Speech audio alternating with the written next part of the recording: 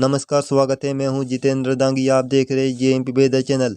आज हम आपको बताने वाले हैं साल 2022 के मानसून पर अल नीनो या ला नीना कौन सी स्थिति रहने वाली है। ये स्थिति या इंसो स्थिति कहलाती है। आमतौर पर या सामान्य तौर पर 6 से 18 महीने के बीच ये स्थिति या घटना देखने को मिलती है।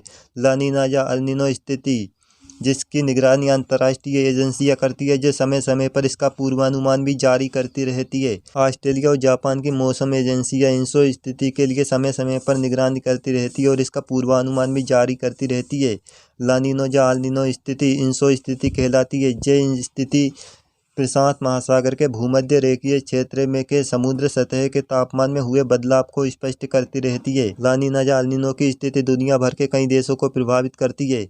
ला नीना या अल नीनो की इंसो स्थिति लगभग 6 से 18 महीने के अंतराल के बीच देखने को मिलती है। ये घटना प्रशांत महासागर के भूमध्य रेखीय क्षेत्र में देखने को मिलती है। प्रशांत महासागर का भूमध्य रेखीय क्षेत्र 80 डिग्री पश्चिम से लेकर 120 डिग्री पूर्व तक फैला हुआ है। ऑस्ट्रेलिया इंडोनेशिया का समुद्र तट प्रशांत महासागर में समुद्र सतह का तापमान आमतौर पर 29 डिग्री सेल्सियस तक गर्म होता है, जबकि पूर्वी क्षेत्र दक्षिण अमेरिका पेरू के तट के पास समुद्र सतह का तापमान 22 से 26 डिग्री सेल्सियस तक तापमान होता है।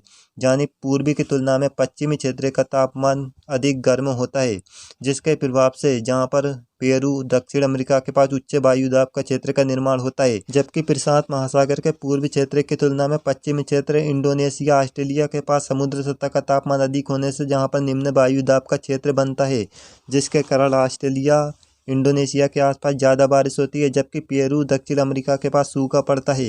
इंसो स्थिति के अनुमान के लिए प्रशांत महासागर के भूमध्य रेखा वाले क्षेत्र को 3 भागों में बांटा गया है। पहला भाग पूर्वी क्षेत्र है, इसको नीनो 3.0 कहा जाता है, जबकि बीच का क्षेत्र मध्य क्षेत्र 3.4 है, जबकि 4.0 पश्चिमी क्षेत्र है, जहाँ के तापमान में हुए बदलाव को अल नीनो या ला नीनो स्थिति कहा जाता है। किसी भी साल ला नीना या अल नीनो स्थिति तब मानी जाती है जब प्रशांत महासागर के मध्य क्षेत्र 3.4 क्षेत्र में समुद्र सतह का तापमान 0.5 डिग्री सेल्सियस कम या ज़्यादा होता है। 0.5 डिग्री सेल्सियस यानी आधा डिग्री सेल्सियस तापमान अधिक होता है तो अल नीनो स्थिति मानी जाती है, जबकि इसके विपरीत 0.5 डिग्री सेल्सियस समुद्र सतह का तापमान कम होने पर ला नीना स्थिति मानी जाती है। ऐसी स्थिति वर्तमान में प्रशांत महासागर में देखने को मिल रही है। आप जानते हैं ला नीना या अल नीनो की स्थिति में दक्षिण पश्चिम मानसून किस प्रकार प्रभावित हो सकता है। मान लीजिए ला नीना की स्थिति है, उस समय दक्षिण अमेरिका के पास पेरू के तट के पास उच्च वायुदाब का क्षेत्र बनेगा, जबकि पश्चिमी प्रशांत महासागर ऑस्ट्रेलिया इंडोनेशिया के तट के पास निम्न वायुदाब का क्षेत्र बनेगा, जिसके चलते भूमध्य रेखा से चलने वाली व्यापारिक पवनें तेजी से हिंद महासागर में आने लगेंगी, जिसके बाद ये हवाएं हिंद महासागर में आने के बाद 2 भागों में बढ़ती है। पहली बंगाल की खाड़ी, दूसरी अरब सागर, यानी दोनों ओर से दक्षिण पश्चिम मानसून की हवाएं भारत में प्रवेश करती है। इसको भी इंडियन ओशन डाइपोल परिवर्तित कर देता है। इसके बारे में हम आगे की वीडियो में बताएंगे। इसके विपरीत अल नीनो की स्थिति में दक्षिण अमेरिका पेरू के तट के पास बना उच्च वायुदाब का क्षेत्र कमजोर पड़ जाता है।